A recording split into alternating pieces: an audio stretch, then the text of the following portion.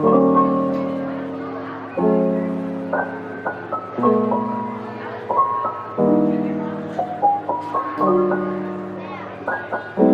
welcome back to Hostile Therapy with Big Red, and we got a special guest with us who is going to talk about ADHD, Shane Thrapp, who is a ADHD Life Coach. Welcome to the show, man. Thanks for having me on. I really appreciate it. Thanks for coming on. Now, first question, let's get this one out the way so everyone knows. Do you yourself have ADHD? Yes, I do. Okay.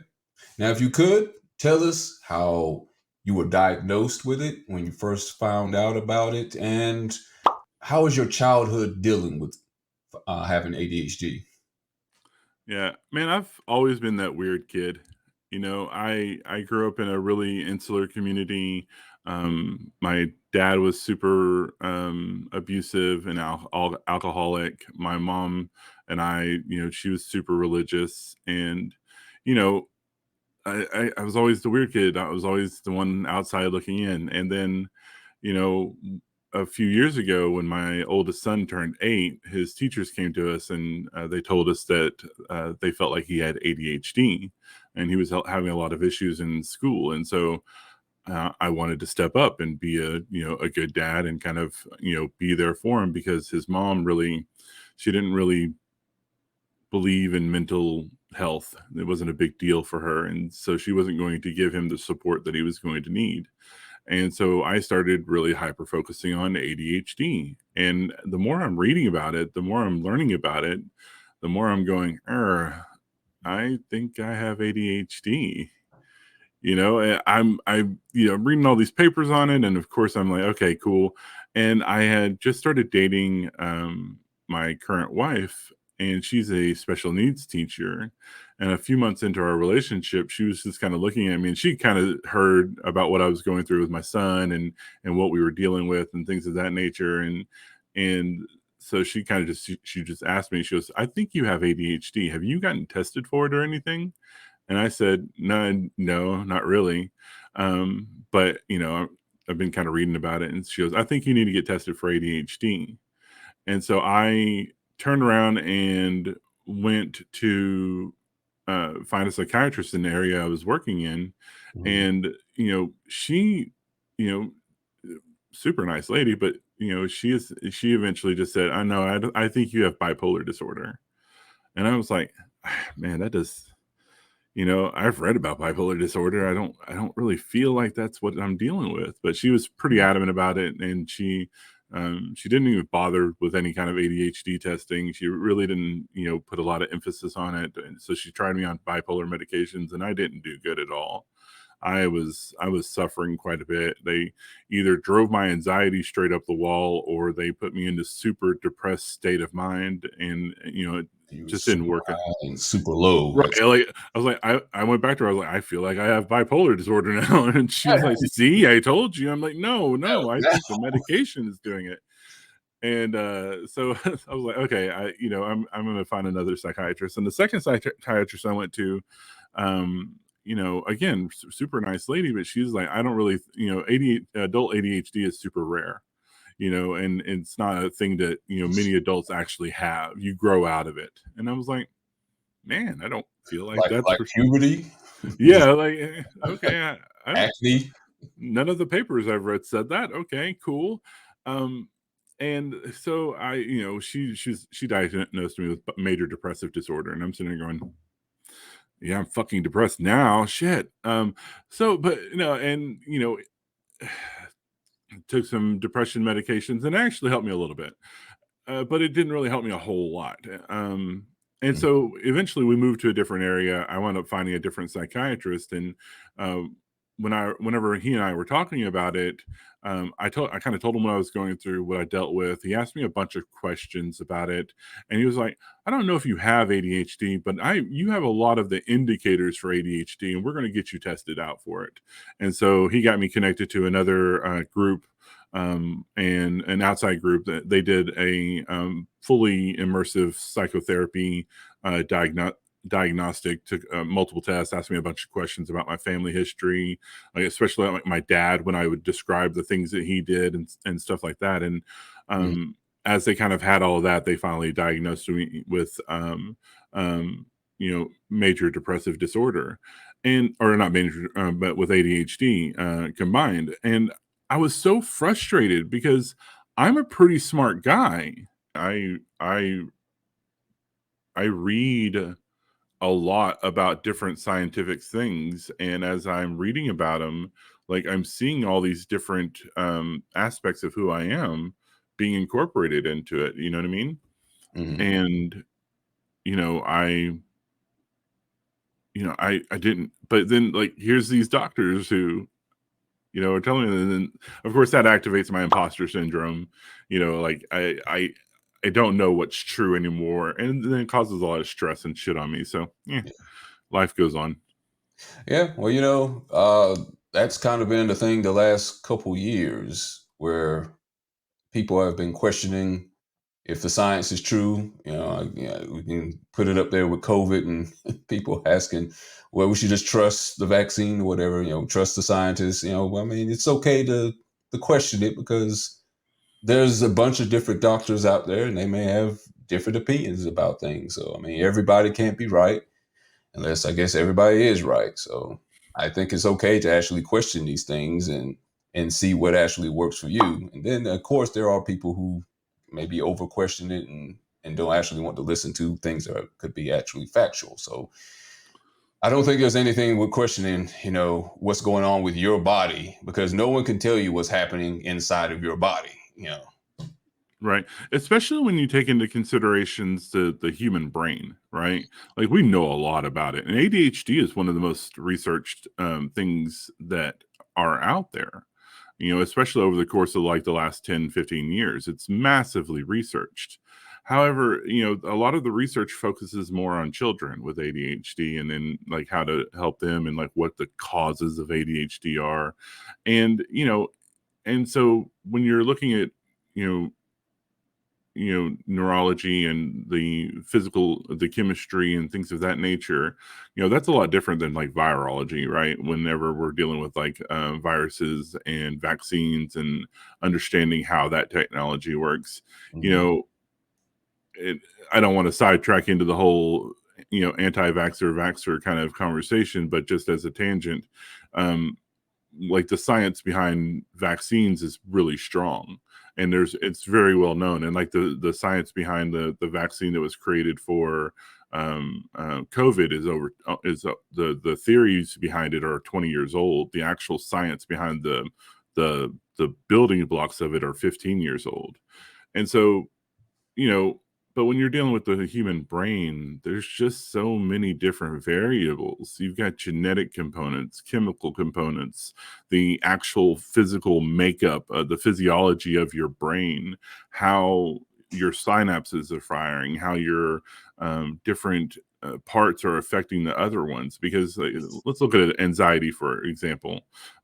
Anxiety is both in the emotional limbic system of your brain and can be aggravated by multiple different ways, both by trauma, even the very medication that we take for ADHD, say Adderall, can aggravate the amygdala, which is what uh, does our fight or flight responses. Right. And so that's the problem with medication, because if you already have very strong fight or flight reflexes from PTSD or ongoing abusive trauma, Mhm. if you introduce Adderall into the mix, or any stimulant really into the mix, you can aggravate that anxiety. And so, if you've been taking anxiety medication and you stop taking that and you start taking Adderall, then now your anxiety is losing its mind, and you think that it's Adderall that affected you, but it's simply because Adderall is doing what it's doing. So you've got to figure out the combination of the two so that you make sure everything works correctly and you're not losing your mind from anxiety all the time. It is so crazy in your brain. So the science behind that is really difficult sometimes. Yeah. They've been studying on this for decades or whatever, and we're getting new information seemingly every year. And probably the biggest issue, it's not even the science, it's the negative connotations that come with it that still Mm, exist from decades ago that you just are acting out. You're just not, putting your best foot forward. You're not focusing hard enough because you're lazy and stuff like that. What are some of the negative connotations that you had when you were a kid that either parents, teachers, or other adults put on you? And now you look back and like, man, if they only knew. Right. The worst things about my childhood was, first off, my dad was an alcoholic and very abusive.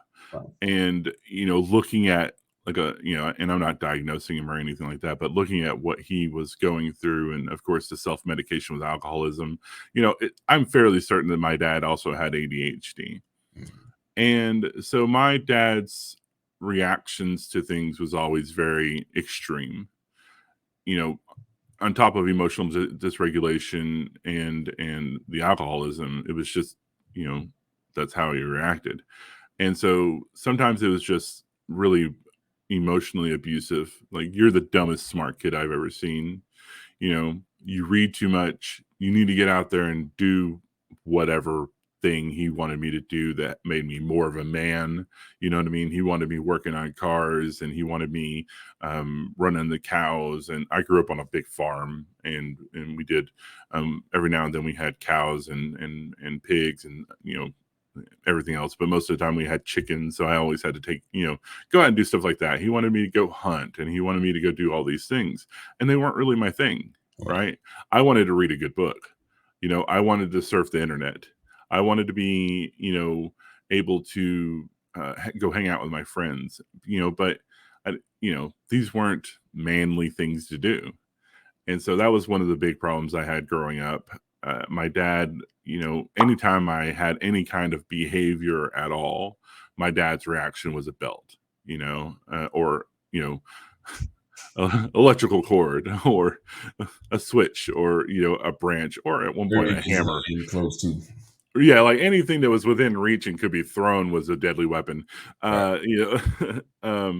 So yeah, that was one of the biggest problems I dealt with. I also grew up in a fundamental religious community. The church that my mom went to was super strict Southern Pentecostal, Oh yeah. and How about that? um, and so like the women weren't allowed to wear anything except cotton dresses. They weren't allowed to cut their hair. It was very Old Testament.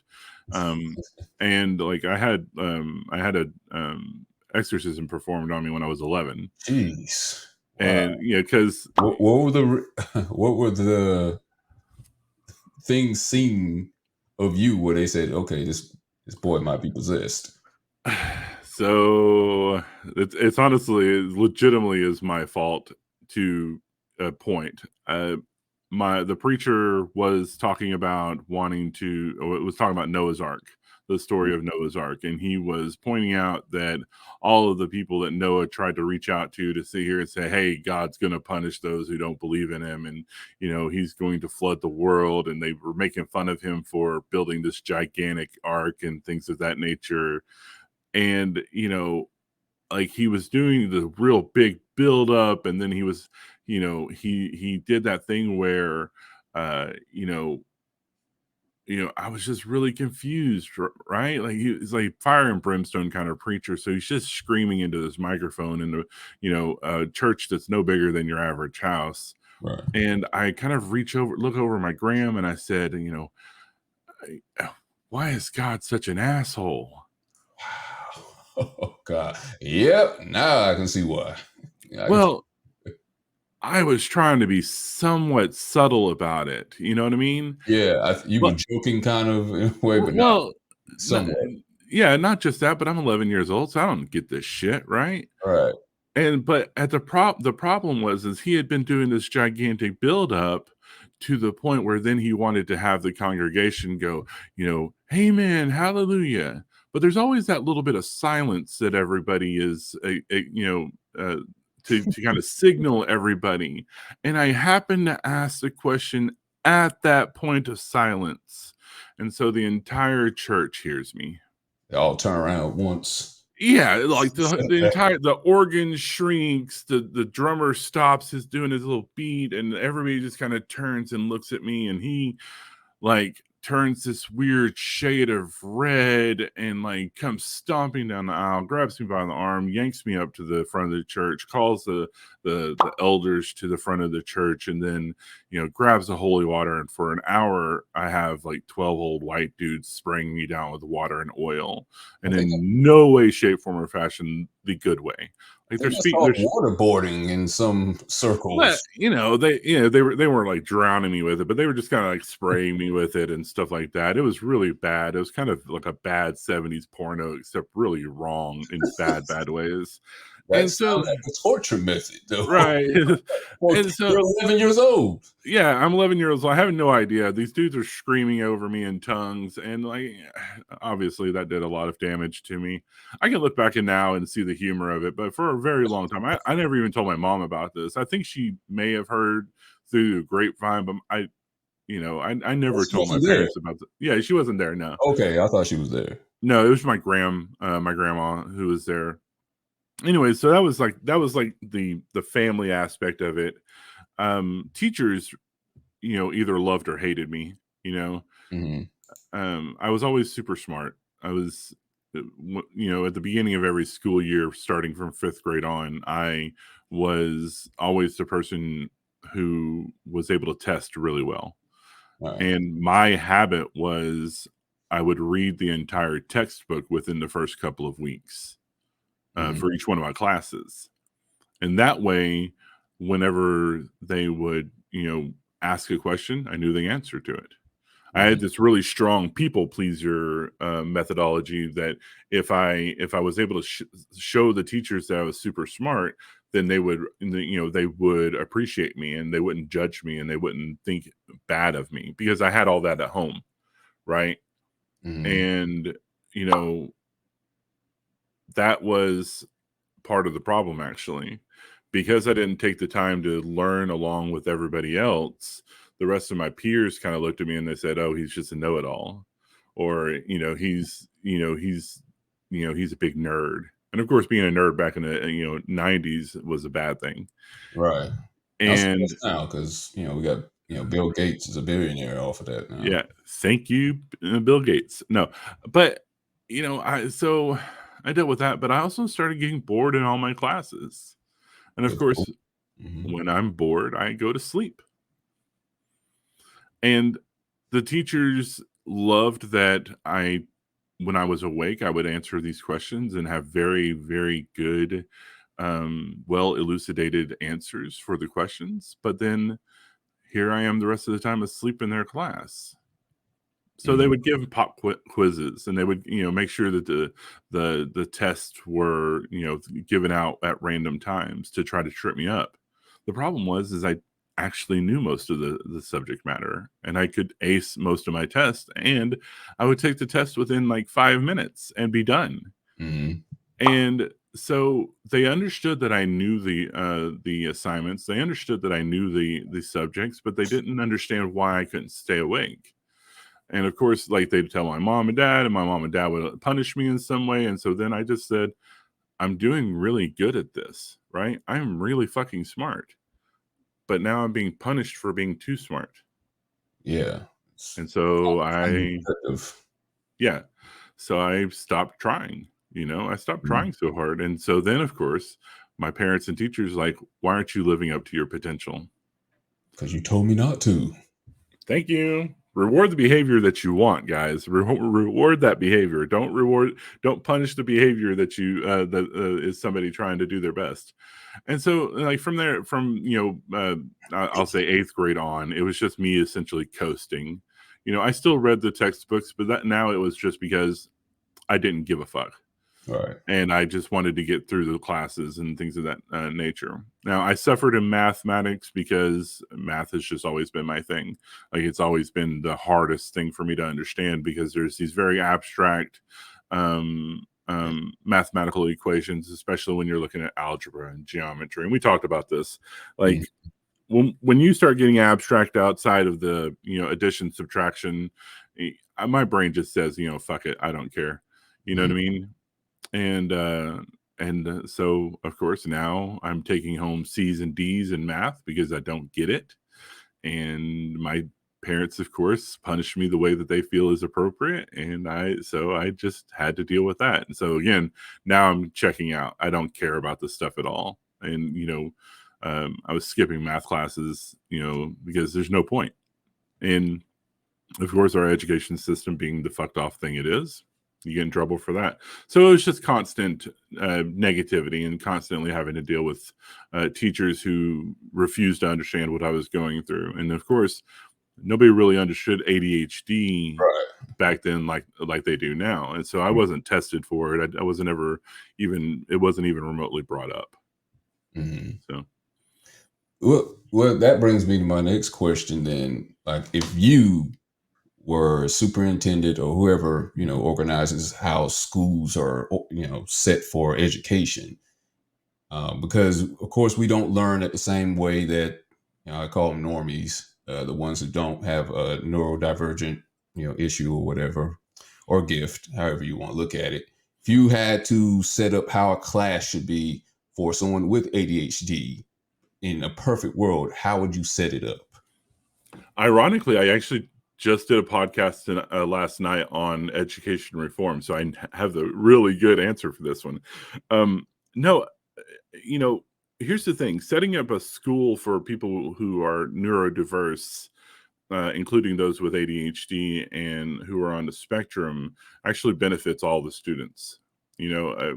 It's really crazy because people don't understand that simple fact that if we set up a school so that we're taking into consideration ADHD, dyslexia, dysmorphia, autism, if we're Mhm. taking into consideration those, even the people who are neurotypical will gain massive benefits from it. And what that looks like is that looks like smaller classrooms. That looks like teachers who are paid more. That looks like teachers who have access to teachers' aides. Mhm. And that looks like a school that also educates parents on how to support their students, their children. And you know, I can make an entire conversation. In fact, I've already made an entire conversation about this. But basically, what it boils down to is we have to teach the students how to understand critical thinking, how to understand problem solving, how to understand these more abstract ways to learn. Like, how do you learn, right? Are you a visual learner, an auditory learner, are you a musically inclined learner? Are you an artistic mind aligned, learner? Are you a creative? Do you need kinesthetic style learning where you're talking back and forth to people? Understanding these things about yourself helps the teachers and the students find the ways that they can learn the best. And knowing these different ways that how their classes are made up, the teachers can make their curriculum around that where it's including all these different styles. So having a smaller classroom means that the teachers are able to look at and develop understandings of each child in their classroom and give them the resources that they need. And it's not just a mass of faces in a classroom that they're lecturing to all the time. Things like getting rid of homework is actually a huge benefit for Oh, students. every student will be cheering and praising up to the God above to hear that. No homework? Wow. Right, because it's almost useless. All it really does to children is it doesn't help them learn things, right? It adds stress. It makes them more tired. They don't Yes. get, they don't get the rest that they need. They don't get the relaxation that they need. They're So, not able to go hang out with their friends, so they don't get the social aspects that they need. They're not able to spend time with their family because their family is telling them, "Okay, you need your own space. You need to run off into your room and you need to close yourself up and get your work done." Right? What that child actually needs is more interaction time with their parents, especially if their parents work really fucked off schedules. And mhm. again, because our parents are having to work these really fucked off schedules just to let us survive, then we're not able to give them the attention that they need. And of course, now they have attention seeking behaviors, which then means that they're running around with the wrong type of people because those people are paying attention to them, or they're locking themselves up and becoming recluses because what's the point if my parents aren't paying attention to me? Mhm. And it's not always the parents' fault. Look at single parent family homes. Look at missing mothers, missing fathers. Look at families who are dysfunctional and abusive. Because our teachers aren't able to understand what a child is going through, there's a ton of different ways abuse happens in every childhood, in every child's life, that the teacher doesn't know about. And so, since they don't know about it, they're not able to help the child the way the child needs. And so, you know, having the parents very much involved with the teachers helps across the board. Would you? And go ahead. Oh, okay, I was about to say, well, would you limit the amount of time that a student would have to be in the class? Like, okay, if I'm studying for something, or if I'm in a classroom, we're learning about a certain subject. I think there's a time frame from that's over an hour. It's like, okay, I'm done with this. I need to move on to something else, or I need to go outside and decompress or whatever. Would you give a time limit to that? 30 minutes, an hour or so? Absolutely. I think, and this will maybe make more children cheer everybody on. What we need to be doing with our classes, our teaching days, our school days. Sorry, that was a big, huge screw up on my mouth. What we need to be doing with our school days is extending them a little bit. And we need to be looking at the schedules that parents are having to deal with in their particular district. Surveying the parents, seeing what the biggest issue with scheduling is, Mhm. and we need to be providing a schedule that helps a lot more with that, so that parents aren't having to figure out how to get their kids home and things of that nature when they're not going to be home. And so there's several different ways that we can do this. First off, we need to be having more recess, more rest Yeah, time, let's more get rid study of it. time. Yeah, Let's they just need. get rid of it. Yeah, like, so we could probably do, 1 hour, 1.5-hour classes, and then have a break of 5 to 10 minutes in between each one, but we also need to be sprinkling in between their 30-minute breaks for the children to just be able to, go out, socialize, hang out, read, whatever they wanna do, and we need to have those at least twice a day. And and that's not including lunch needs to be about 45 minutes, and they need to be able to eat, have the time to socialize, and just rest and relax. They need that rest and relax time to break up their day, so that by 3 o'clock or 2 o'clock they're not fucking zombies. And we need to have that. But then after school, we need to be having the resources for parents, so that students are able to stay after, have access to the library, have access to the other students who are staying around, have access to after school programs that allows them to kind of expand out, game on. They need to have access to student run activities and things of that nature. And that will allow parents who aren't able to come pick their kids up to be able to have that time to make sure that they're able to get everything done, and then spend time with their kids afterwards. Since the kids don't have to do homework, now we have time for the parents to be able to do that, especially those who may have to go from a work schedule of 8 to 4, get off to go spend, to go pick up their kids, but then they may have to go to work from 7 to midnight because they're having to work 2 jobs. Or those who are having to work a schedule where they're overnight working, they can sit here and sleep for a decent part of the day, then be awake while their kids are actually at home, and the kids aren't having to do homework. So now they're able to spend time with those kids. Okay, that sounds. I like that idea. I said I am in school currently right now, and I would love the idea of just not having homework.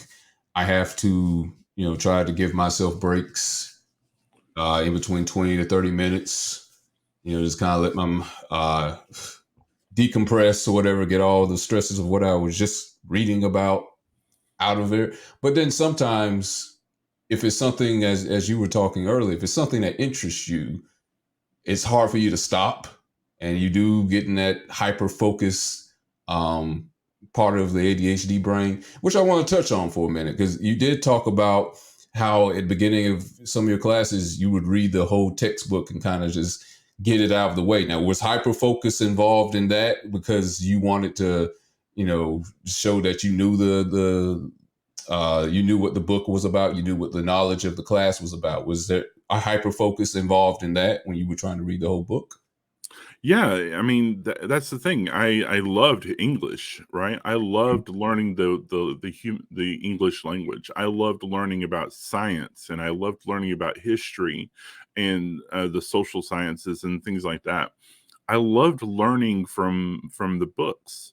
The problems came from, you know, me understanding the subject, but then the teacher essentially just standing up there for 45 minutes going over stuff I already understood.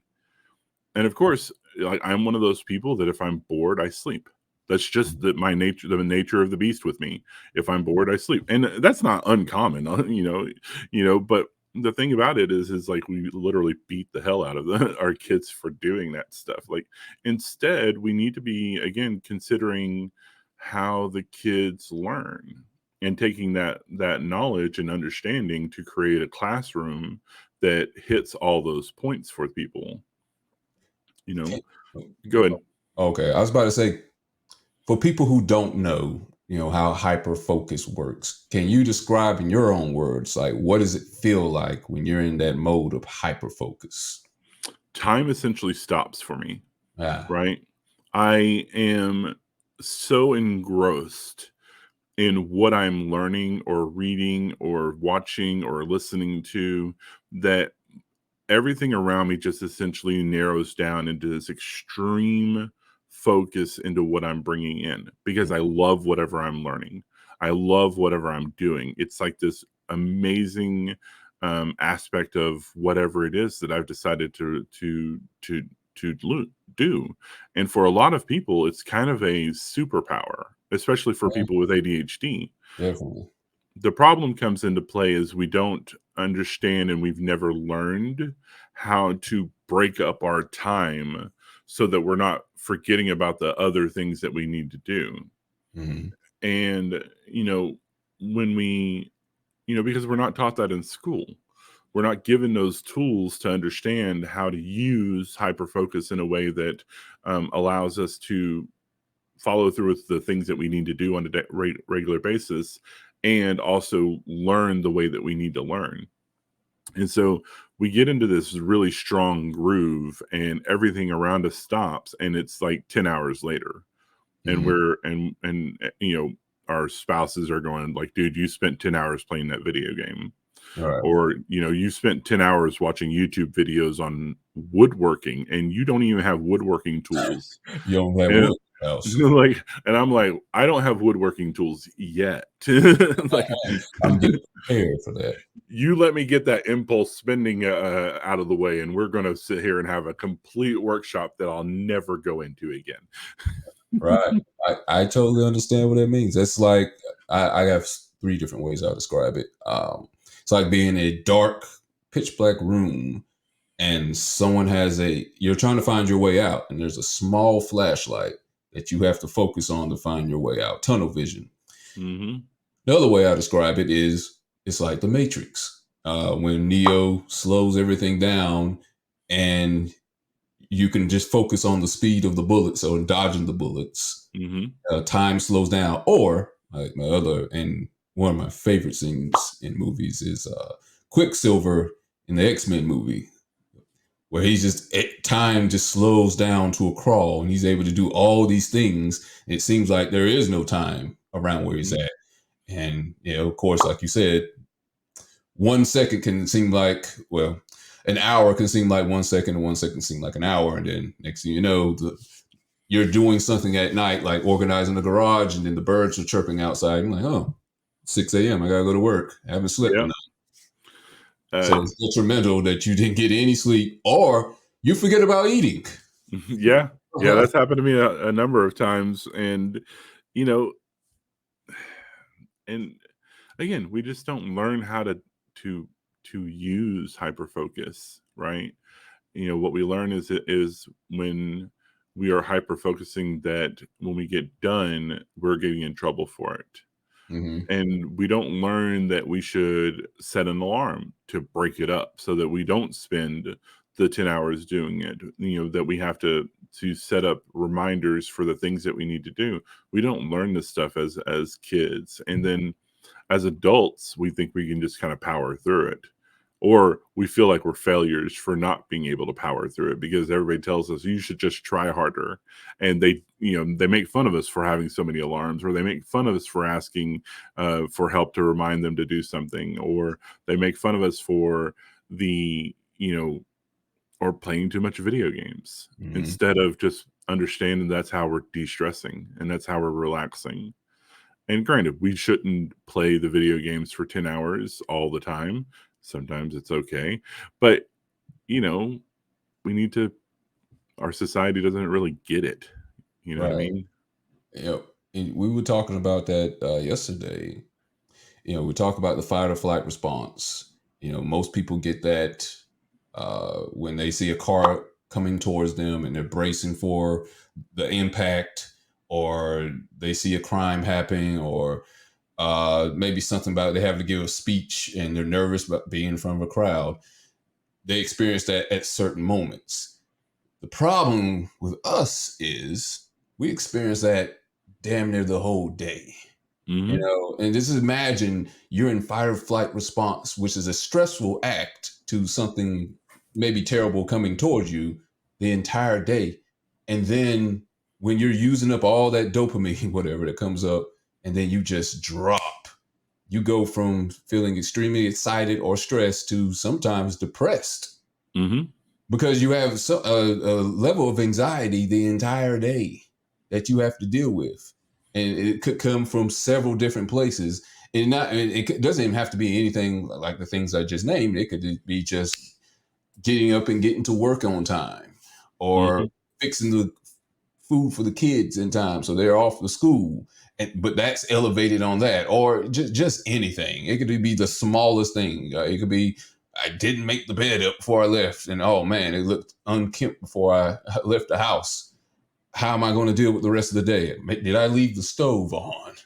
And that goes with you all day, and so you Hmm. really don't have a chance to kind of relax until when you do relax is when all that dopamine levels drop, and then you feel like you don't want to do anything. Yeah. And this is made worse by PTSD Yeah. or trauma or just generalized anxiety disorders. We don't really understand, or people don't seem to understand that with all these different comorbidities, like anxiety is like literally the number one comorbidity with ADHD, and a lot of it comes from this need to please the people around us. It comes from things like rejection sensitivity dysphoria, imposter syndrome, where we're never thinking that we're good enough.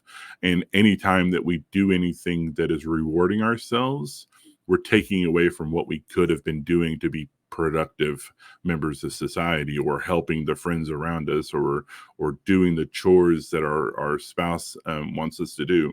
And so we Hmm. don't ever feel like we're good enough to have the time to rest and take the time um, to de-stress and things like that. So then when we do get to do the thing, we spend as much time as we can get away with doing that thing and enjoying that time and de-stressing, because when we're sitting there spending 10 hours playing a video game, we likely haven't rested for the past 7 days, not in any meaningful way. Right.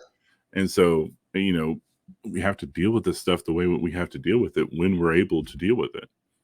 Well, well, you see, yeah. Let me get on that right quick then, because there are certain things, like I said, that comes with it. And, because I don't, want to, crap all over it. Like this is a terrible thing to have. To have. I mean, there are some things that are not good about it, but I think there are some things that are good about it. High energy, I think, is one of the things that a lot of people with ADHD have. It may not work, be like that for everybody, but I think I am the hardest working person there is. Like I have so much energy, and there's just no middle ground. Like I can just keep going. I don't sleep as much as it is now, but I think if you were to put me up against anybody, I'm probably going to be the hardest worker in the room because I have so much energy and so much zest for life. You know, Right. and another thing that kind of goes back to what you were just saying. You know, we want to complete all these tasks, and then we come to a point where we're feeling bad if we don't complete the task. But we always pick ourselves up. So resilience, I think, is a big thing for people with ADHD, because it seems like no matter how many times we down ourselves after not completing something that maybe seems small to other people, but is a big thing to us, we always seem to pick ourselves up for the most part. We kind of talked about this the other day, or yesterday about this. Mhm. One of the theories behind ADHD being a genetic part of our heritage, it Oh yeah, let's hear about that. comes from us being descendants or having a lot of genetic similarities between hunter-gatherer groups, Mhm. Aboriginals, Native Americans, African tribalism. Um, you look at cultures like the Caribbeans and Aztecs, Mayans. You look at these cultures that had really strong um, groups, not the entire thing, but groups that were hunter gatherers. Then you see a lot of this similarities between people with ADHD. The ability to hyperfocus, to hunt a particular animal and understand everything there is to understand about the animal, how it moves, how it migrates, when it migrates, where it goes, how to track it. You learn everything that you can about that particular thing because it's what you have to do in order to hunt it well. Our abilities to thrive in crisis situations, high intensity, high adrenaline situations, and function with that in split second reflexes. And so you see people who are in the military or who are in police forces and firefighters and these different things, where a lot of people with ADHD actually thrive in that kind of environment. And you see a lot of these traits that are within these people. And what people don't quite understand is we have these abilities to do these things because of how our brains work. Mhm. And but we don't live in a society where our brains um where it's okay to be that way. You know what I mean? We don't live in a society where we can have that kind of ability to do that. And you know, I guess that's one of the major problems that we have to face. And you know, we don't really we don't know how ADHD comes about, but this is the hypothesis that really fits a lot of the things that I see and understand. Mhm. And I don't think people quite get it. You know what I mean? And we have all these strengths, but we never learn how to use them. And we're never placed in the ability to learn how to um, advocate for ourselves, to find our place in our society. And so, I don't want to ramble too far down that rabbit hole, but No, it that's interesting because I've never heard of that theory before that you mentioned, that you told me about yesterday. you You know know, I think that plays a part into it. I think maybe environmental factors maybe could play a part in it. Maybe things that people have eaten or ingested over time and then passed on to the next generation and their children. And of course, genetic. Of course, yeah, I think mhm. it's genetic. Um, Not sure where I got it from, but I got a probably good idea. What I was shocked was, man, I didn't even know this, and I guess he really doesn't talk about it much. I was, because I always see celebrities who have it and stuff. I'm like, okay, maybe that's how they're successful at what they do. I did not know Michael Jordan had ADHD. Mhm. Did not Um, know that. I've Michael, never heard that until yesterday. yeah, Michael Jordan, Richard Branson, the guy who runs Virgin. Elon Musk is on the autism spectrum. Right? He has Asperger's. There's so many people who have these different types of neurodivergence, but the biggest difference between them and others is growing up in an environment where they have the resources to be able to thrive. Mm-hmm. And, Michael Jordan was allowed to follow his passion, right? He was allowed to follow basketball, and his dad drove him to love, to be able and embrace that, not in a healthy way, but, because he had that ability to really focus in Yeah. on basketball and follow it and love it as much as he did, he was able to thrive within that environment. And again, you look at the environment that he's in, he's able to sit here and be in these high stress situations Yeah. and achieve greatness. He's able to promote him, he's able to function at a really high level. You look at people who are working in these kind of fields where they're thriving and things of that nature because they're high stress, but they also had the resources to do so. When Mm-hmm. you don't have the resources to do so, when you don't have a supportive parent system, when you don't have an education system where you're able to get the tools to succeed, where you don't have anybody who's showing you how to build these coping mechanisms and habits from an early age, then you don't know how to do that stuff, and so you struggle. And your life is full of bouncing from job to job. You're bouncing from relationship to relationship. You wind up developing these really negative coping habits of people pleasing to the point of being abused. It's all about the resources that we give our children when we recognize that they're going through something.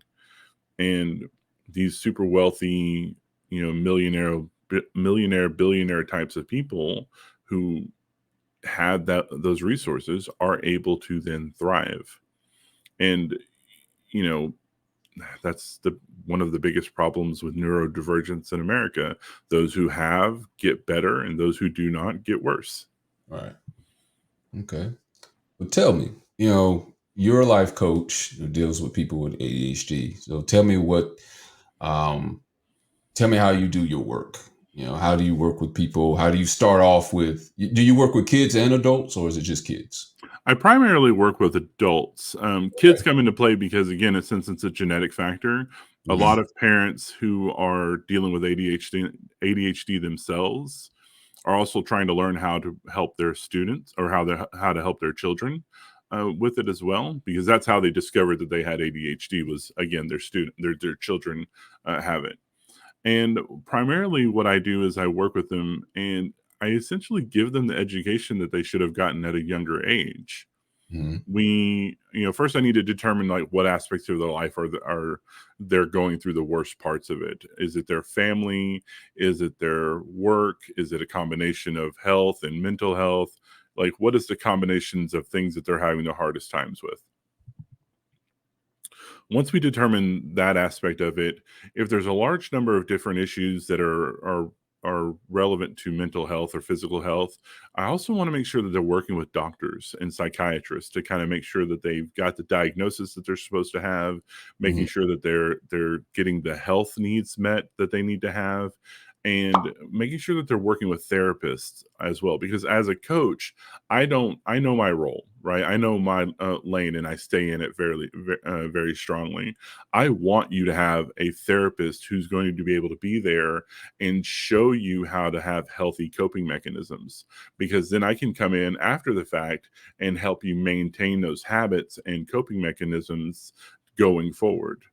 I need you to I need you to work with a psychiatrist and your general practitioner, because if there's medication that you need to have, that's going to help you with habit forming and developing your goals and things of that nature.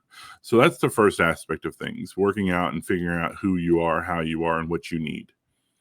From there, it goes into kind of a self discovery process. We need to really dig down and give you an understanding of who you actually are as a person, not who you feel like you are as a person, and not how you feel people perceive you as a person, but how you are truly as a person. Because the thing is everybody around us has a different image of who you are. Everybody around you has different perceptions of who you are. And that's super important to understand, because as a person, you're not able to be objective about yourself. You have to have an outsider come in and look at and talk to you about what you're going through to help you recognize your strengths. What are you really strong at? Hmm. Because our brains lie to us all the time, especially if we have ADHD. Our brains tell us that we're not good enough, we don't deserve love, we don't deserve these things, we haven't achieved the greatness that we're supposed to achieve. You know, we feel like people are judging us for these things that we think are wrong about us because everybody has told us that they were wrong about us all of our lives. And so our brains lie to us all the time. And so what I am here to do is I come in and I ask you questions, and when you tell me your answers, I challenge you on them. And I make you really start to understand, critically thinking about what you are going through and how to really look at it through a different lens and start to understand what your strengths are. And then we start to learn about your weaknesses. What are you weak in? And I don't just mean like your unhealthy coping habits or anything like that, but what things do you have with your ADHD that makes things super difficult for you? Emotional dysregulation, like what things trigger you, right? And a therapist can really help you a lot more with that. But then once you understand those things that trigger you, how do you then advocate for yourself to the people around you? How do you tell your friends what you're going through and how to not trigger you? How do you tell your boss? Right? I help people kind of start learning how to communicate and advocating for themselves so that they're not being put in situations where they explode in rage because they feel like somebody's rejected them or is being super critical of them because they've been building up these frustrations for so long, you know? And then, once we've kind of learned our strengths, learned our weaknesses, and we started learning how to communicate with people around us, that's building our support structure. Hmm. Because another part of advocating for yourself is getting people out of your life who are taking advantage of your people pleasing nature. You get people out of your lives who won't accept what your needs for mental health. Maybe you don't need to be working at that job that doesn't let you take the time off that you need, or doesn't respect your needs for different accommodations. Because ADHD is a protected disability under American Disabilities Act, and people don't realize that. You Okay. know, they don't. We have the stigma in our society that ADHD is this big, huge negative, and people don't check that checkbox in the disability disclaimer. They don't talk to their HR department about having ADHD. And so when they start messing up in the work, when the stress starts to get too much, the boss is too critical, the boss is not paying attention to how they're speaking to you, the boss is piling all this work on you because you don't know how to say no, and your peers are starting to pile the work that they don't want to do on you. You start failing and you start messing up and you start being late to work because you dread going into work. And Mhm. so nobody above you knows that you have ADHD. And so they're abusing your nature. And then when you talk to your boss about it, he shrugs it off. And if you haven't checked that little check off with the ADHD, then when you go to talk to HR, they say, okay, well, they don't really have to help you. That's how they kind of approach it. But again, they do. Like, even if you don't check that thing off, they still have to give you accommodations that are reasonable. Mhm. But the people don't understand that, and I teach them that kind of information. I teach them how to advocate for themselves. I teach them what accommodations that they may need by working with them and understanding their strengths and their weaknesses, right? And so they're able to then take that back to their boss and say, hey, I'm really strong when it comes to team building and working with teams and in the crisis situations or with these types of subject matters. Or maybe it is just this job isn't a good fit for you. 300 or 80 people with ADHD are 300% more likely to be better off being entrepreneurs, Right. working for themselves, i.e., you and I. Yeah. We thrive working for ourselves so that we don't have to deal with bosses who place that kind of stress on us. We Mhm. thrive because we're natural leaders, and we work well with directing people and helping them find themselves and things of that nature. I've always been a big proponent of servant-based leadership ever since I was 24 years old and learned about it. Mhm. I love helping people find themselves, and so that's kind of like my nature as a coach, is helping the people I work with find themselves, understand themselves, and learn how to communicate about themselves to others. And from there, it's just habit forming. How do we form habits? For people who are neurotypical, it takes them 30 days, maybe 40 to 45 days if they don't really like what they're trying to do, exercise. For people with ADHD, it takes anywhere from 60 to 90 to 120 days, depending on if they actually like the thing. Right. And people who are just now learning about ADHD don't realize that. And so now we have to learn how to create habits. And that's why my programs go from 4 to 8 months, because there's no real short way to process and deal with all these different issues that you're dealing with. I have one client that I've been working with over a year now, because they started off, just really like their lives crashed and burned, right? And they had to literally start from the ground up.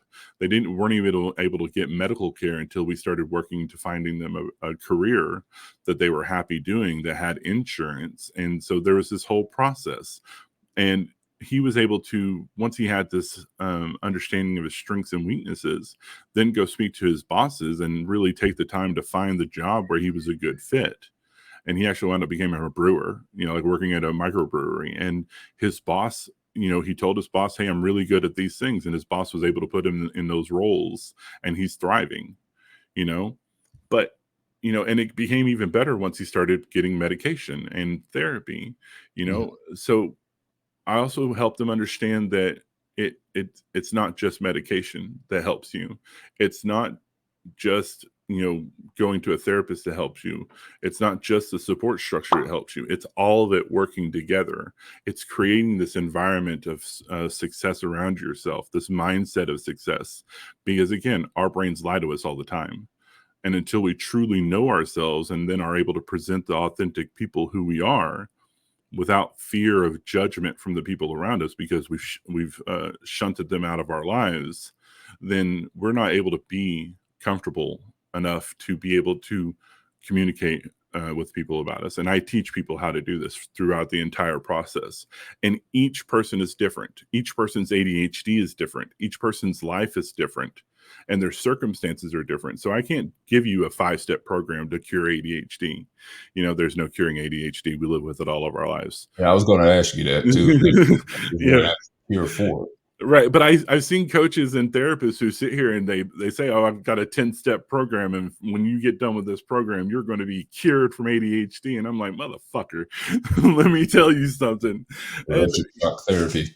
Yeah. And so but each client comes to me with different circumstances, and I work with each client. And part of that is discovering who they are and then working with them to figure out how to communicate that. And so, it's a custom made plan for each person. And, I don't charge a lot. There's a lot of coaches out there you see, they're like, yeah, I charge $500 an hour to get you through this thing. And I'm like, hey guys, I'm here and I'm cheaper than most therapists, and I'm here just because I love this business. The average life coach is $80 to $120 an hour. I'm sitting here at $30 to $40 an hour, because again, I have that privilege to be able to do so. And right. I love doing this work. I love helping people. It gives them, it's my purpose. You know what I mean? And that's the final thing I really work with clients, is finding their purpose in their life. What drives you to provide the most good, not just for you, but for the people around you. And how do we find that? And how do we tap into that? And how do we make your life really mean something, so that you're able to push away the rejection sensitivity, and you're able to push away the imposter syndrome, and you're able to manage your ADHD successfully? Would you say that one thing that would probably kill the stigma of ADHD seemingly being a negative thing to have would be if more of these schools and more of these businesses would probably have a life coach as yourself to teach them these strengths also and the weaknesses that come with it. I don't think enough businesses and jobs and schools know about it. I mean, they know about it, but I don't think they know in depth of what it really entails for a person to have it. So even if at some jobs, they hear ADHD, they're like, oh Lord, okay, they're just gonna give us trouble. they don't know what strengths that person could have with that. So, but they usually kind of write that person off, and they'll probably do the bare minimum for that person, and they'll probably try to find someone to take his position as soon as they probably can. They'll try to have him fired because they're like, he's just more trouble than he's worth. Do you think there should be more life coaches at places of business? 100%. I think that needs to definitely be a thing. And it's actually a thing that I plan on doing next year is starting to build up that aspect of my business.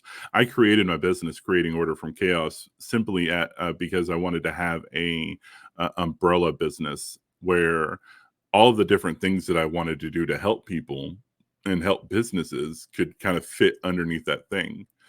And so part of what I do is life coaching. Part of what I do is relationship coaching. Part of what I do is leadership training and team building and career development. I have all these different hats that I love to wear because when you have ADHD, there's an overwhelming number of different aspects of your life that have to be addressed throughout the entire process. And as a servant-based leader, I've always understood the need to understand the different diversity within the people that I work with.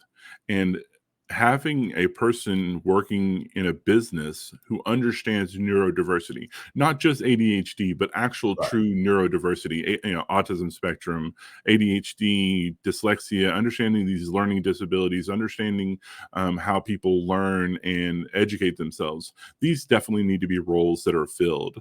And there's quite a few companies out there that do have them. Cisco has an entire department that's based on understanding how to educate the employees, and they take into consideration learning disabilities and things of that nature. Now, again, there is a huge stigma with ADHD and autism that when and even depression and other mental illnesses, that if you check those check boxes in the disability thing, you're going to get denied because again, the people don't really want to deal with that kind of person because of the stigmas that we have across our nation about mental health. They're never going to deny a person outside of physical needs who is missing an arm or who is blind in one eye or who is having to deal with being in a wheelchair, because those are physical health issues that they can see. Yeah, right. But when it comes to the invisible health issues that they can't see, the stigma is so strong that there's going to be this huge negative of bringing that person on board that they almost always pass them over. And I've worked in HR before. I've worked in management and leadership roles before, and I've heard people talking about, oh, that guy's got ADHD. He's not going to work for us. Or this person's got depression. We're not going to be able to get them to come to this job.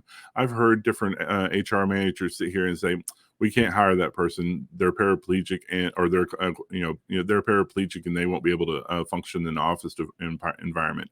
We'll have to make sure that they have ramps and stuff like that. And I don't have the resources for that kind of expenditure. I'm like, it's why I work for myself and not for people, you know what I mean? And, so, people, it's small stuff like working under fluorescent lights aggravates a lot of people with autism and ADHD because our brains don't process the light correctly. Right. Working around a lot of people may aggravate social anxiety and make us not function. So maybe we need to be able to work from home and be involved in different ways that are remote. These are accommodations that people really need to understand. And you're absolutely right. Every business needs to have that. Most schools have um, a counselor, a psychologist, a psychiatrist who's on staff and things of that nature. But our programs need to massively expand so that we're taking into consideration more of these things. And our poorer schools, rural schools, inner city schools, sometimes they don't. Sometimes it's just a nurse. And they don't have access to that kind of thing. So again, we're looking at resource allocation, because these schools don't have the same funds as the schools in Beverly Hills and other bougie neighborhoods. They don't have the same access to that understanding of how a person is going through. So now, again, this is a socio-economic issue where we're leaving the people who are the poorest behind, the people who are already minorities and dealing with these racism, dealing with different aspects of not being able to get good jobs, being redlined by different neighborhoods. We were dealing with all that, and we're making it worse by leaving these people out to dry and not give them the resources they need to educate their students effectively. Very true. Very honest on that. Well, let me ask you this question about it, because I tried to change my perspective on it. You know, I had a very bad perspective about it earlier on in life, and some years ago, I changed, how I view it, and I view it as a positive. Of course, it has some negativities to it, but I had to figure out how to work and live within my means of how my mind works. With that being said, would you say that you would have rather been born without it, or are you fine with being born with it? Would you have been rather been born with, I guess, with a non-neurodivergent mind, or are you okay with, like, man, I'm glad I got this. This is my superpower. If you had asked me this question 5 years ago, I would have told you I wish I had never been born at all. Mm. And I can because understand that. I can understand that. because the struggles that I've had to deal with, growing up with an alcoholic dad, the abuse, the pain that I had to go through with the childhood that I had was hell on earth for me. You Mhm. know, we talked about it earlier, that resilience, right? And kind of I laugh about it, but going back to being a hunter gatherer kind of thing, and having to watch your friends die or something like that, and step back up and go back out there and hunt again. You know, I I hunted for this idea of normal, right? I Right. hunted for normal all my life, and it took a therapist literally yelling at me to get me to wake the fuck up and tell me there is no normal. And it stuck, right? She'd been telling me this for like 6 months at this point, and finally, she just like, "I just wanna be normal. I just wanna have a normal life. I just wanna, I wanna be able to work for 30 years and retire and, be with my wife for 30 years and, one of us die. I wanna live normal." I want a, white picket fence and, 2.5 kids. I just want this normal. And she's just literally just like, Oh, there wow. is no normal. It's like she just like literally like stands up and like yells at me. Um, and I needed that. I needed that kicking ass because looking back on my life, all the struggles and all that stuff, yeah, it sucks. It really sucked. There's no getting around that. But I wouldn't be who I am without it. You know what I mean? Right, and I like who I am, especially now that I've kinda started really healing and I'm helping people and, my business is doing really good and I'm able to really provide this help for people. I can't imagine not being able to do this, right? And so, coming to terms with that, the fact that there is no normal and that we talk about, neurotypical people and normies and stuff like that, but we forget the actuality of neurodiversity. Well, we look at people who are neurotypical and, well, they may have brains that are what we consider status quo, right? It's a normal brain, you know, but they still have depression, right? They still Mhm. have bipolar disorders. They still have these different anxieties and social issues, and they still grow up in poor neighborhoods and things of that nature. And we just need to understand that there's no normal, right? That everybody is going through something. And if I didn't have ADHD, I wouldn't know that now, right? You know, I'm afraid that I would be like my uncle and my cousins who are horrifyingly racist, right? Because Mhm. I grew up in an all white community. I didn't see my first black person in real life until I was in sixth grade. And I Mhm. walked into my social studies class, and of course, I'd seen the students and and everything like that. But then I walked into my social studies class, and I met James L. Germany, who is this like was literally probably the best introduction to African American people I could have been introduced to, as he was like, he had marched with Martin Luther King, he was at Selma, he had done all of these amazing things, and he taught social studies in a very dynamic way. And I actually credit him with literally every success in my life because of how he taught me. He gave me this love and understanding of learning that I've carried all my life. And so, like, looking back at all of that, I wouldn't have learned all that, right? If I was a normal person, I would have walked into his classroom and had all these prejudices that I grew up with about Black people and Hispanic people, and they would have stuck with me because I wouldn't be as smart as I am.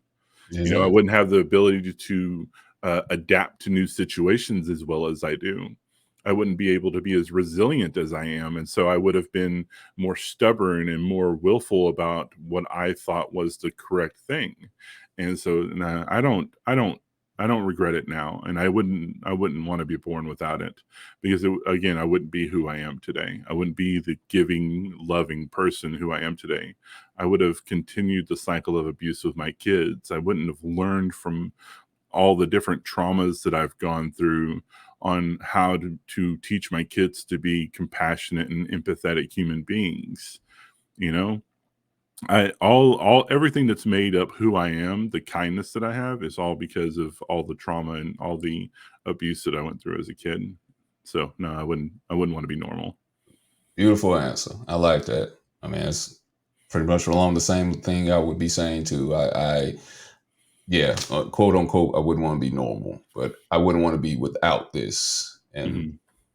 it took time. It took a lot of years and, some introspection on my part to, figure out that, hey, this is actually not that bad of a deal because I see life differently than a lot of other people see it. I see a lot of beauty in life and just the small increments of just cooking or just things that I just see things that other people don't see within small amounts of time. I enjoy time more than I think other people do. I think people kind of go through life. It's 24 hours, 8 hours later, they're off of work. And I just had an 8 hour day, but I see things in minutes, 5 minutes here, 10 minutes here. Things like, I don't know, how a piston works in a car. I might be hyper focused on that someone else wouldn't see. They wouldn't even care. Or wondering, I always have varying questions. I don't know, how does gas pump into a car? How does a cash register machine work?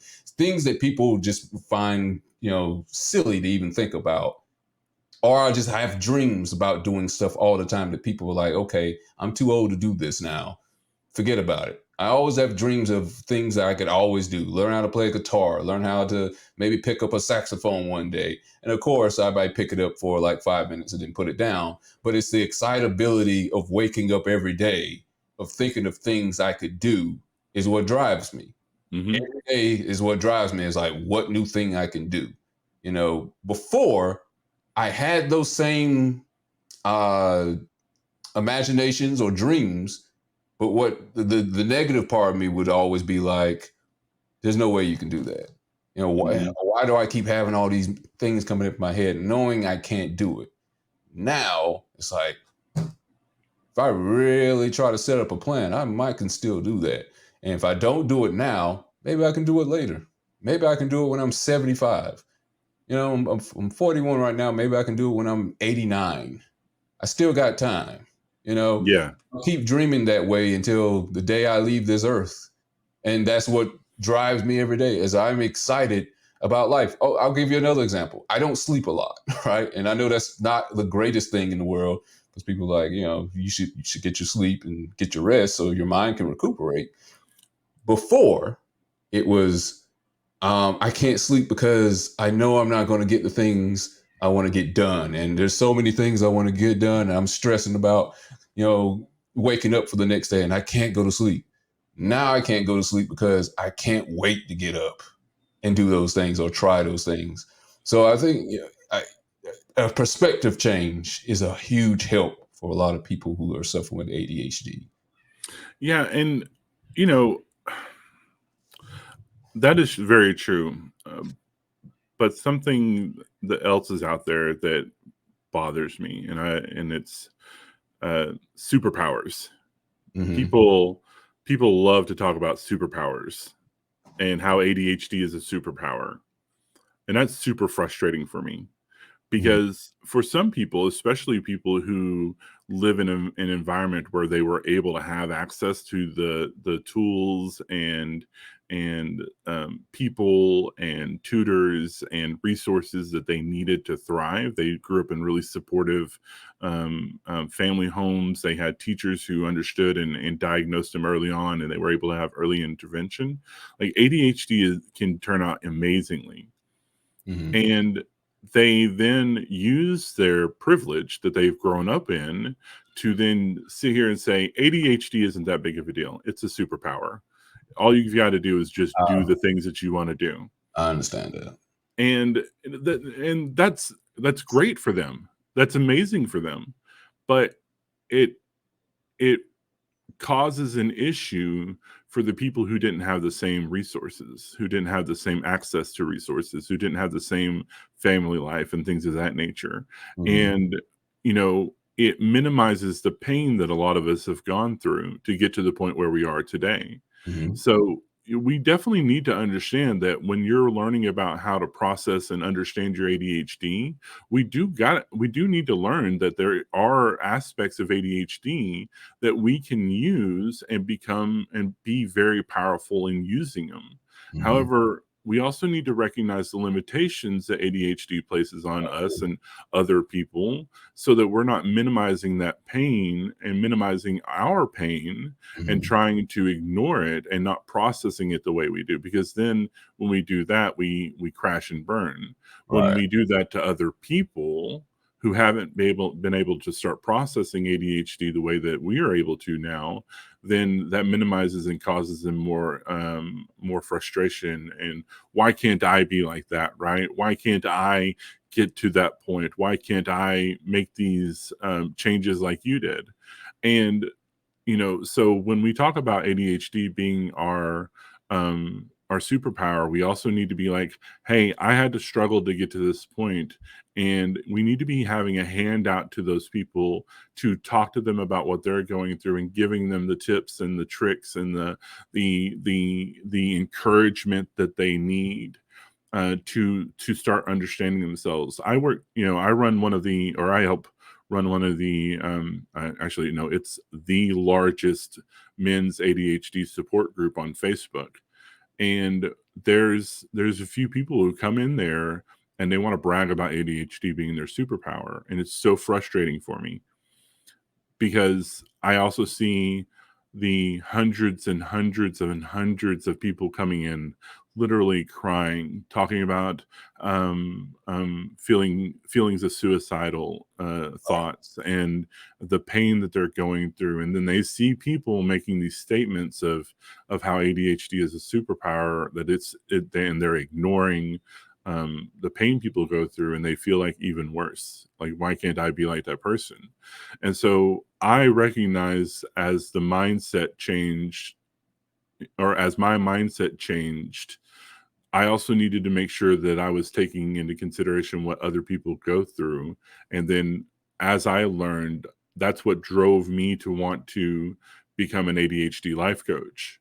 Mm-hmm. And because I wanted to help bring those people up to a point where they were healthy enough to make the same mindset change and go through and learn about themselves and learn about where they are strong and also where they're weak, so that they can understand how to speak out for themselves, to communicate that to others.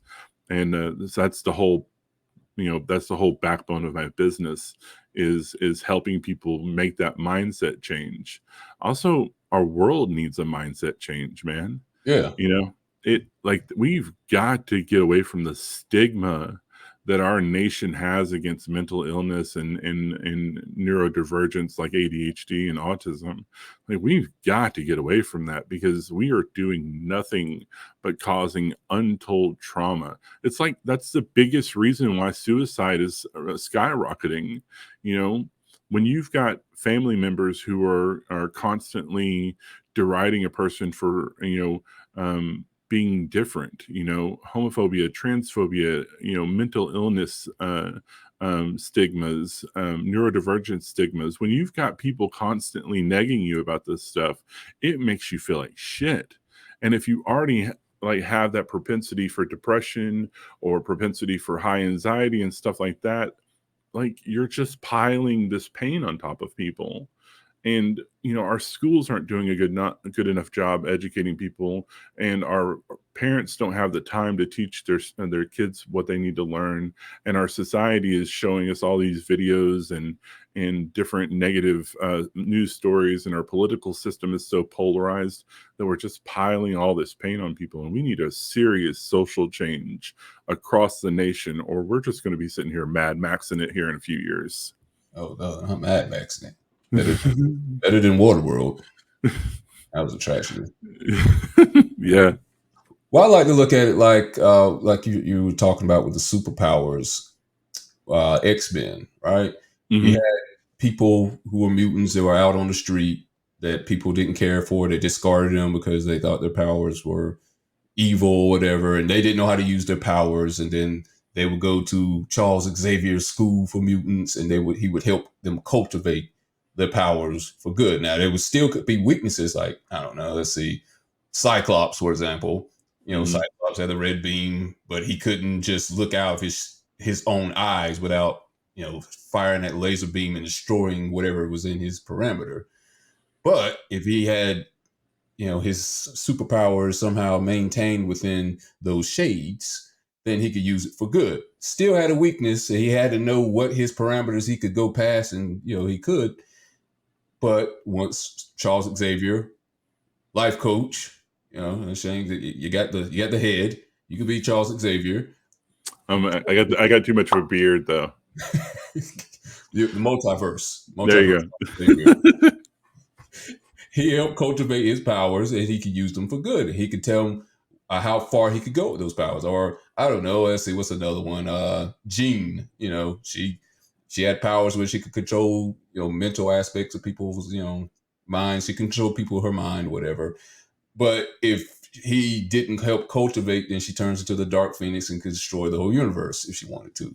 Or Yeah. Incredible Hulk, he had to control his anger, his strength and his power, along with his anger was his superpower, but he could also destroy wherever city he was in. So it's a weakness aspect to it, and there's a strength to it.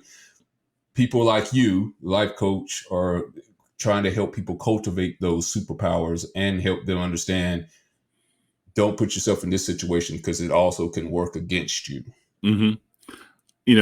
It's funny because all of those different heroes that you mentioned, and I love this tangent because I'm a big ass fucking comic nerd.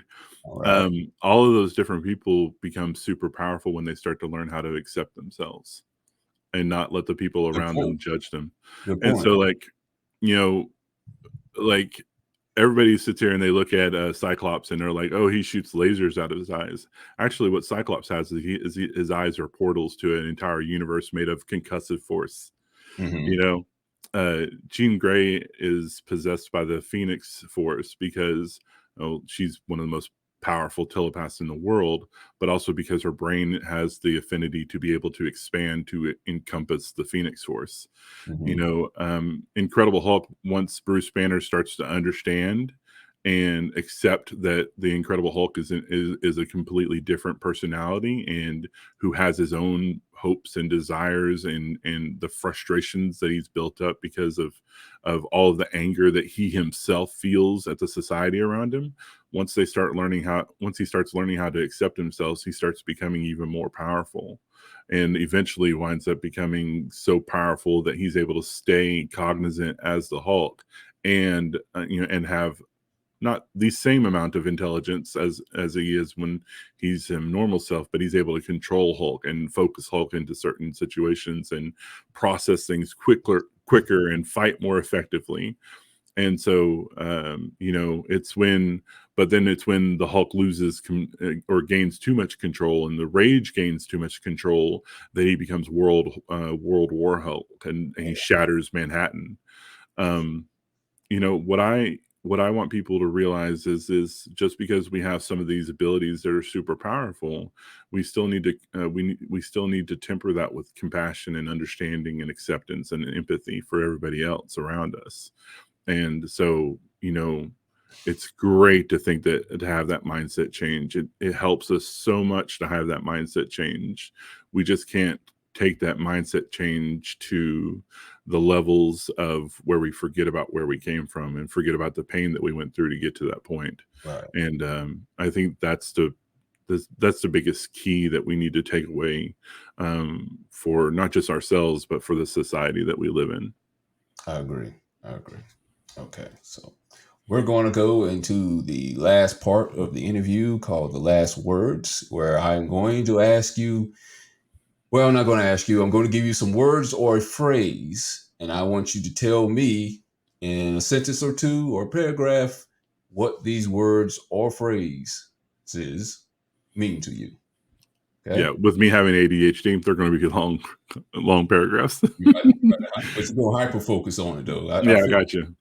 Oh, well, let me tell you that one acronym you gave me yesterday. I know we didn't get to touch on it. Mhm. I know emergency was a part of it. Was it? What was the whole acronym? Was it time? The acronym is NICE. Nice. Okay. Whenever you have ADHD, the biggest indicator as to like if you can stick to something or long term is if it's new, interesting, challenging, or emergency. And if it's any of those aspects of it, you can use your ADHD to really focus in on it and achieve really great results.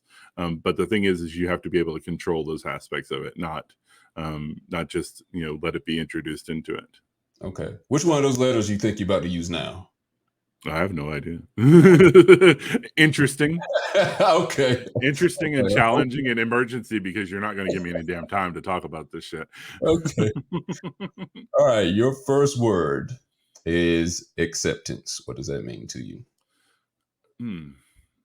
Acceptance means understanding the things around you that you may not have um, control over, and understanding them to a point of where you can uh, accept them for what they are.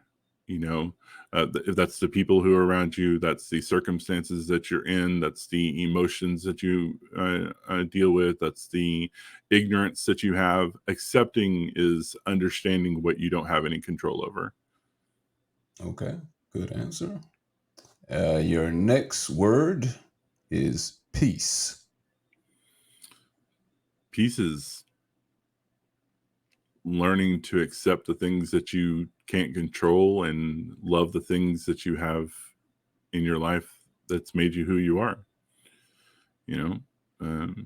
My kids bring me peace. My wife brings me peace. My work brings me peace. And the things that I can't control, I don't worry about. It's not something that I have to concern myself, because I can't change it. I can only change the things that I have control over. Outside of that, there's nothing I can do about it. Okay. All right. So you're doing good. You're doing good. So you didn't go off on a tangent or anything. All right. You Last give me phrase. some time here, damn it. When you come on next time, we'll go on that. Last phrase. The future of ADHD. The future of ADHD is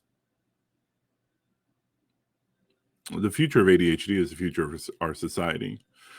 Because people who are neurodivergent aren't going to go anywhere. In fact, we're going to see more of them as the population increases and as more environmental factors are put in play, and as more people, as we start to recognize the neurodivergence in more people. Because right now it's being misdiagnosed as other mental illnesses and stuff like that. The future of ADHD is either people need to start understanding what it's made up of, or they're going to see suicide rates dramatically increase. That's the dark side of it. The positive side of it is if we start to learn how to give people the ability to thrive, and learn how to um, learn early on how to use the abilities that they have, we're going to see people like Elon Musk, or we're going to see people, we're going to see a massive increase in, and Elon Musk was a bad example to use. I shouldn't have used him as an example. But we're going to see a massive increase in create. Hmm? He bought Twitter though. Oh, Jesus, don't get us started on that. That's a whole political landscape conversation. I won't go there. No, but we'll see a massive increase in creative pursuits, creative arts, entrepreneurship. We'll see a huge increase in um, people who are able to thrive in crisis environments, being able to help people with a lot of different abilities to multifunction, multi-purpose, and build businesses that can then create more jobs. We'll see a lot of people really starting to be authentically who they are, and then that will shift into understanding our society, understanding neurodiversity better by these people being able to be out about who they are. It's about growing our society in a way that the understanding of neurodiversity and how its positives can be utilized, and understand how to um, work around the weaknesses and limitations that they may have. And so we have two different types of scenarios here. We have a dystopian nightmare of pain, or we can have us being on Mars because somebody figured out how to get us there without costing billions and billions of dollars. Which one do I want? Right. Like, which one does society want? Like, because when you have ADHD and you sit here and you start focusing on astrophysics and rocket science and how fuel works and how to build fission reactors and things like that, those people with the resources that they need will be able to focus so much into that teams of them will be able to get together, and they'll start bouncing their fucking ideas off of each other in these really amazing brainstorming sessions, that eventually somebody will say, oh, this is how you do it, and they'll start writing out the mathematical equation for it. People with ADHD thrive in scientific environments where they're able to sit here and theorize and use their brains together in this really weird way, and they start really being super creative. Like, again, 90% of it may be them arguing about who the comic book hero is the best, but the 10% will be magnificently amazing. And so, that's the future I want to see, is people having access to the resources and the ability to thrive within their own ADHD and neurodivergence, and then bringing about this massive social and economic change in our nation and in our world eventually. The two movies that are coming in my head are Demolition Man and Total Recall. You know, dystopian society, and where everything was done by the book in Demolition Man until what's his name? Phoenix came in. Mhm. Wesley Snipes. Then Total Recall, which still is a movie that confuses me to this day, whether it was real or not real. I don't know. I have to watch it again. It's been years since I watched it, but the child that was born out of the man's chest and all that. It was a confusing movie. I did watch the one with Colin Farrell, and I probably never will. Arnold Schwarzenegger guy. All Yeah. right, but good show. Good show. Thanks, Shane Thrapp, ADHD Life Coach. Please tell us, where can we find you at, and how can people get in touch with your services? Anywhere where you can find that name. Creating Order from Chaos Coaching is my business. You can find it Creating Order from Chaos Coaching on Facebook and Instagram. You can find me on TikTok, which I'm trying to get built up, and I'm actually probably going to use a whole bunch of your clips for that shit, dude. But TikTok, Creating Order from Chaos. And my website is www.creatingorderfromchaos.com. Cool. You got any working hours we should not contact you? please don't contact me after 10 p.m. Like between 10 a.m. and 10 p.m. Let's have a conversation. And like anything outside of those, I'm going to hang up on you. But that's the joy of being able to work from home and having my twins being able to function. I get to work whenever I want to, and that makes my ADHD happy. Put that do not disturb button on the phone when you don't want to be disturbed. Mm-hmm. I understand that. I think mine is like 12 o'clock. I'm still up by that time and probably just eating lunch at that time because that's how late I am. I'm up doing stuff, but I don't know. My sleep hours are changing. They're actually kind of getting better. So we'll see. We'll see how that goes for me in the future. But again, man, thanks for coming on. I think we need to do a few more shows of this because there's so much. I had like so many questions on here, and I know like you have to go live a life, but I could keep you on here for 8 hours. We could probably talk until the next sun comes up. But I know you have to go, and eventually I got to go because I haven't eaten yet because I've been distracted by a whole bunch of other things. So I'll get to that eventually. But if you want to come back on, man, I would love to have you back on and talk more about this. Man, I can talk about ADHD for hours. I can also talk about relationships and education reform and parenting. Like I'm a big ass fucking nerd. So if you ever want to have like a comic book day, I can school you all day long on that shit. It's just like whatever, man. I can do it. And you've been an amazing host. And I really appreciate you letting me on. No problem, man. Thanks for everybody for tuning in, and I hope you got some great information about this. And if you know somebody that's going through it, your child, or uncle, or aunt, grandmother, or even your dog, I don't know if dogs get ADHD. If they do, take them to somebody to get some mental health, maybe some medication, some therapy, a life coach, as the dude right here who helped us out today, and your life will be better for it. I promise you. Definitely. Thanks everybody for coming on, and have a good day, everybody. Peace.